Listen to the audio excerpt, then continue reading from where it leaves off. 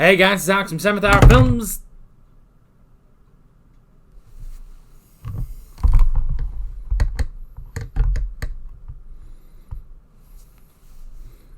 Back again with Merlin. Last time on Merlin, we had the Eye of the Phoenix, where Arthur was sent out on a quest to find the Golden Trident from the Fisher King. A quest that he had to undertake alone. However, before he set off, he got the Eye of the Phoenix from Morgana, which he thought was just a nice gift, but was actually going to drain his life energy and ultimately kill him. So Merlin had to go find him in order to save him, and he decided to enlist the help of Gawain as well. And the two of them went and found Arthur, saved him, and which ticked off Arthur to high heaven, because of course it did. And then Merlin talked to the Fisher King about his destiny and how the time of the once and future king is upon them. Yeah, that was pretty much that.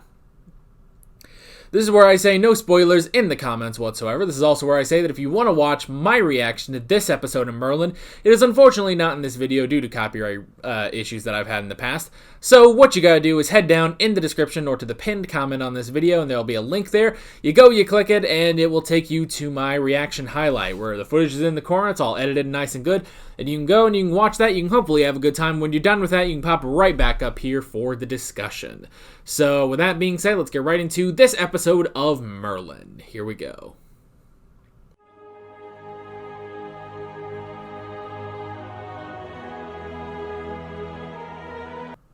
On the cast list here, Bradley James has a new picture. That tells you how much I've been looking at these, by the way. That I noticed Bradley James has a new picture on here.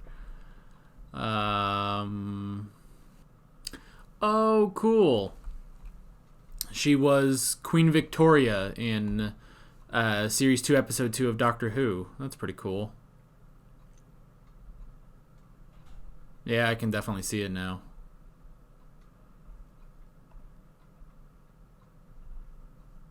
Alright. I think that's it. Okay. Cool. Very, very cool. Oh, boy. Alrighty. Good episode. Definitely another good episode. Did I just leave a smudge on my glasses? Yeah, I did. Cool. Alright. Yeah, great episode. Really great episode. I enjoyed that. Good Gaius episode, you know. We gotta get those in every so often. Just getting specs off of here. There we go. Alrighty. I have to say, like, you know, I might have gotten, like, a little too hyped when it's like, when they said, oh, it's the Manticore. But that's only because, oh, this is so dumb.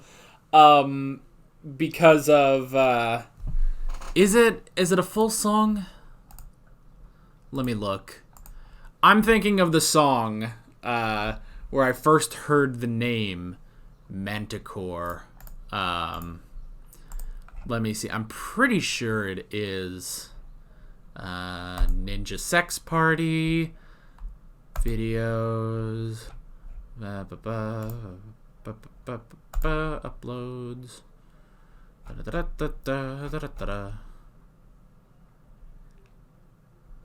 Where is it?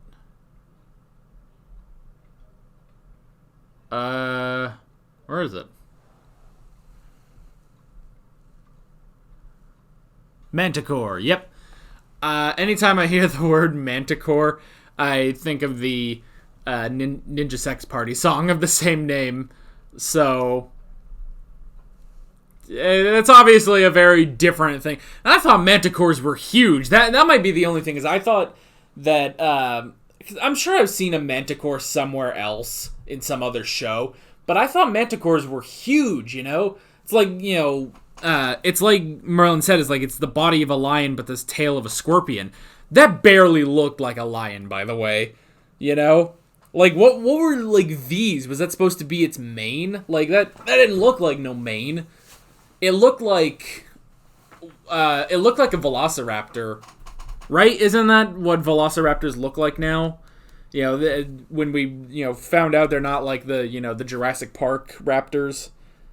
I don't know, but you know what I mean with like the things. It looked more like that than a lion.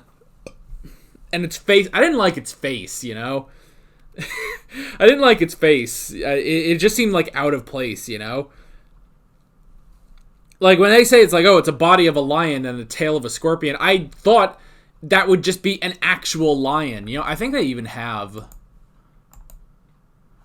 Oh my gosh, I'm actually loading up the NSP song. I'm not going to play it, but there's a point where they show the mythical manticore.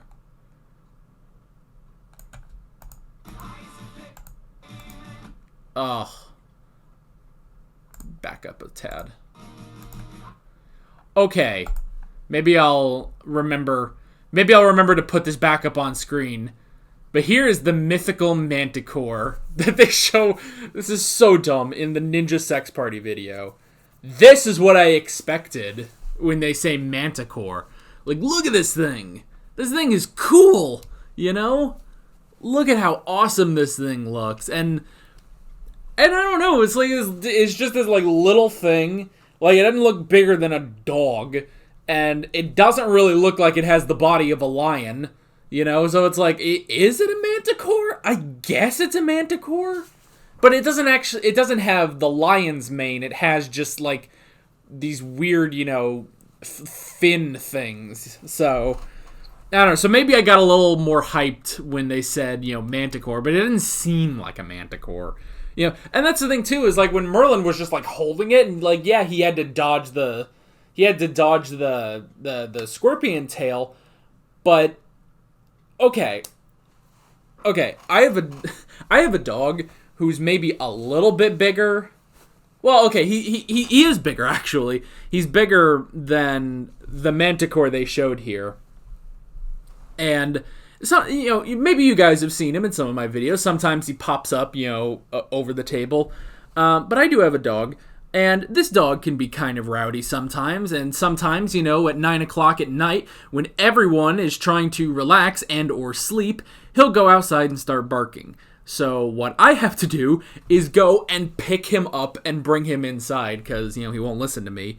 That's beside the point. He's actually a very well-trained dog. He just keeps barking. He's a great watchdog. Anyway, but the point is, I have to pick him up sometimes and, literally carry him into the house. So if I can do that, I'm pretty sure Merlin could have done that with the manticore they showed here, I'm pretty sure it's like, you just grab it. Yeah, you have to deal with the tail. I will grant you that. He would have to do something with the tail. But if you just, like, get a good grip on it, thing can't do it can't do anything,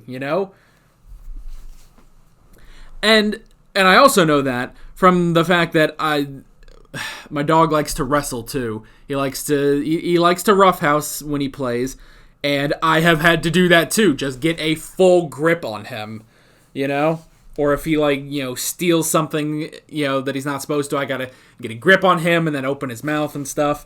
That's all beside the point. What I'm trying to say is, I feel like Merlin could have easily just pinned that thing down, especially if you're not worrying about it being hurt, That's the thing with a dog, you gotta worry about it being hurt. But if you're not worrying about that with a manticore, you can take it, slam it down, and hold it, Now, granted, Merlin, I'm going to say, is a little thinner than I am. He's a bit lankier, but I feel like he could have done that. I feel like he would have been strong enough to just hold that thing down. Now, granted, no one on Earth is going to think of this other than me and maybe other dog owners. So, it doesn't matter, honestly, and it still worked out. And it worked for, creating tension. Well, okay, let me put it to you this way. If this was Arthur, I would expect Arthur to be able to pin this manticore down, because Arthur is a very strong, muscular man. I will grant you Merlin is lanky. He is lanky, we don't know, maybe he wouldn't have been able to do it. He's not like... he's not like Arthur, who is a beefcake, and me, who is just a cake. So maybe he couldn't have done that, but Still, and again, I feel like only me and dog owners would understand this. Certain dog owners. Like, I don't think anyone's, doing this to a chihuahua or something. Or a poodle or whatever. Or maybe. I don't know. I don't know what other dogs are like. Oh, I've had her beagles, but whatever. So, again, no one's going to think of this. This doesn't take away from anything. It's just something that I think about, The Manticore needed to be bigger. The Manticore, I feel like, should have been 8 feet tall, Should have looked like the Manticore that they show in the NSP video. Or, heck, if you even really wanted to, you could have just had, where is it?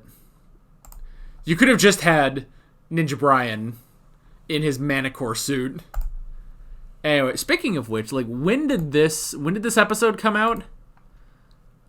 Okay, this episode is 2010, and the NSP video is 2011. Okay, so not quite. I was thinking, if the NSP video came first, then they should have just used Ninja Brian, but alas, Merlin came first. So, anywho, let's move on. Let's start going into the list, the notes that I took on this episode. The first thing I wrote down was magic cures, which was pretty cool.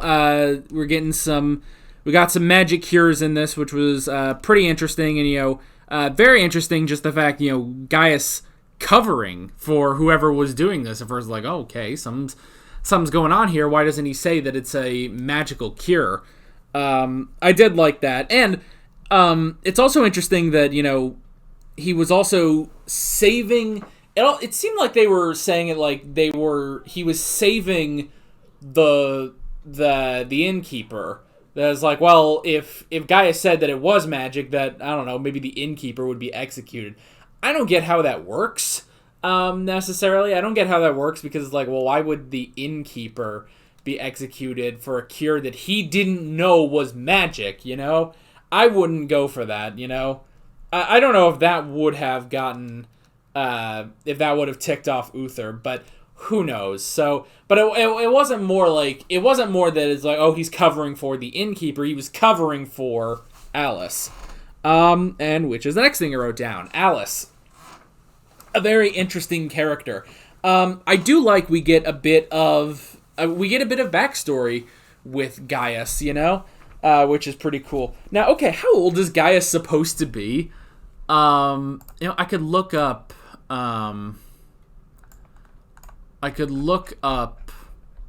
the actor. I'm gonna look up. Was it Richard Wilson? Yeah.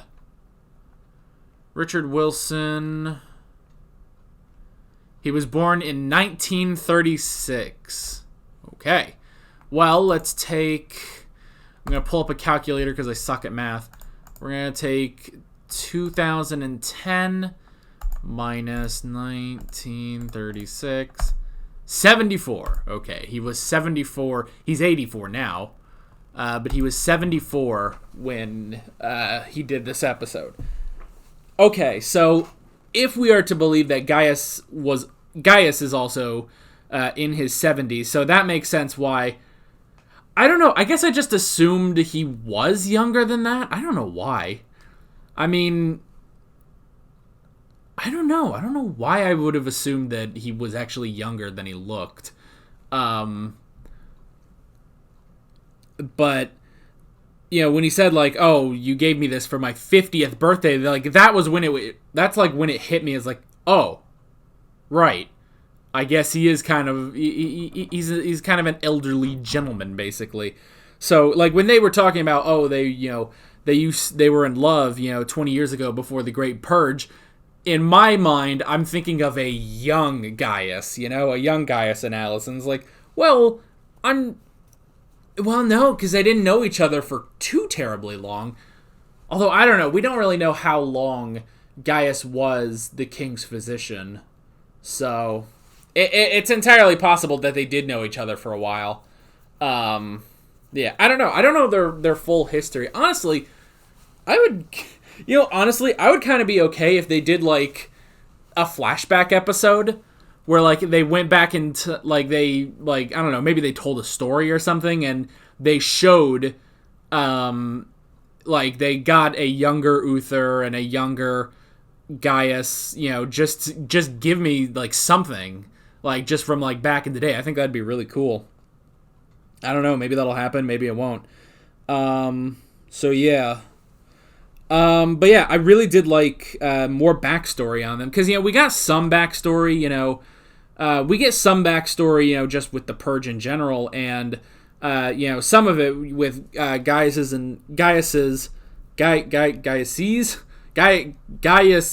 involvement.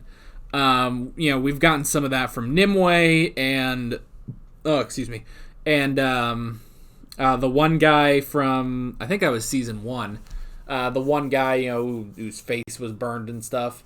So we get some of that from them, but not a whole lot, So that was pretty cool. And I did like Alice, and at first I was kind of thinking like, okay, maybe it's a sister, but I didn't know. Now, I don't know. Was that when they first like met, was it a kiss on the lips or on the cheek? I think I think what I saw, like, it registered in my mind as on the cheek, so maybe I thought, I don't know, sister? I don't know. Do sisters do that to brothers? I don't know. I don't have a sister, so I would not know that. Anywho. That's beside the point. They also mentioned that back during the Great Purge was when, Gaius and Alice split up, and there was a list.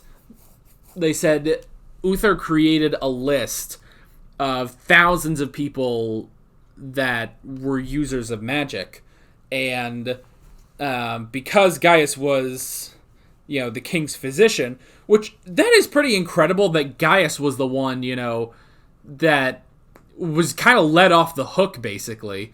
Like, Gaius, who was a practicer of magic, even if he wasn't that great, he did practice magic, and, he basically just swore it off, and Uther was like, all right, we're cool, don't worry about it,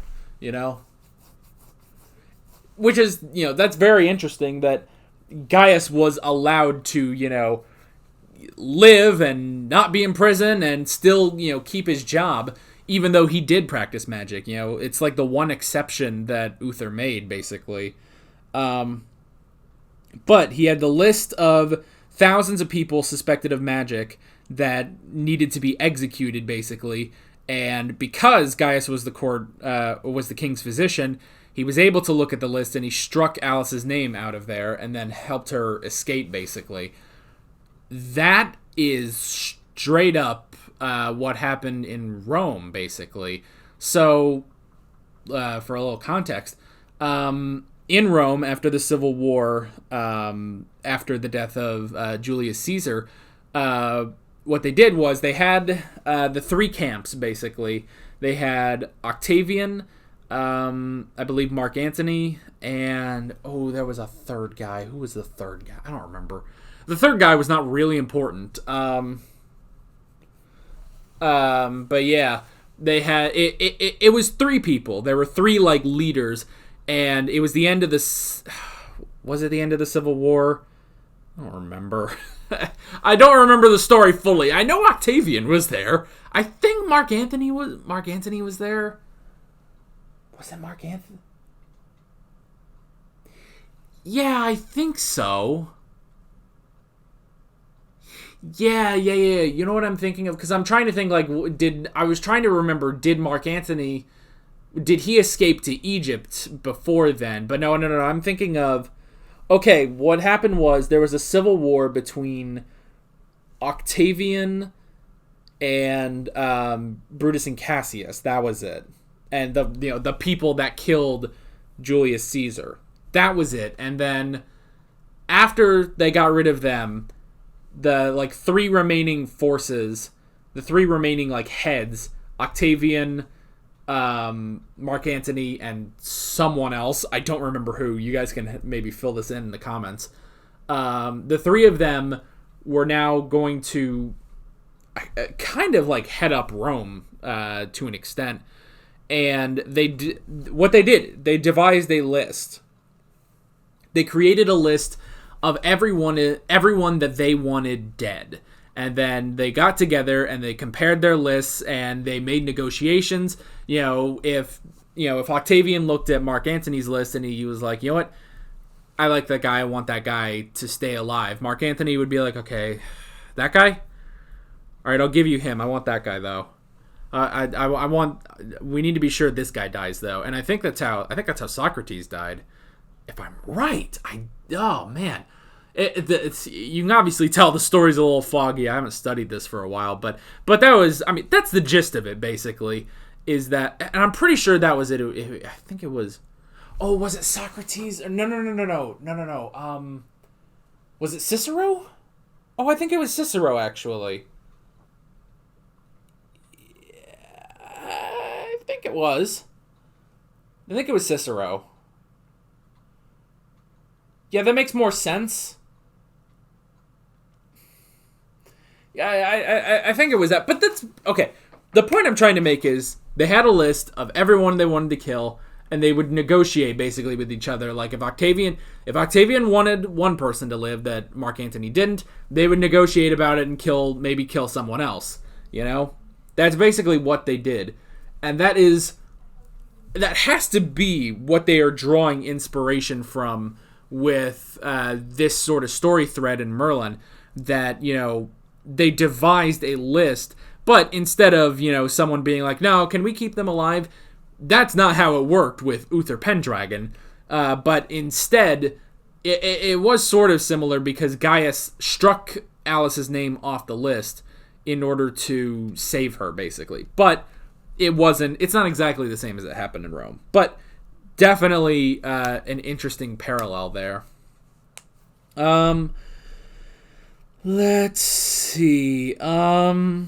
We had the venom, which was pretty interesting. The venom, putting it in the medication.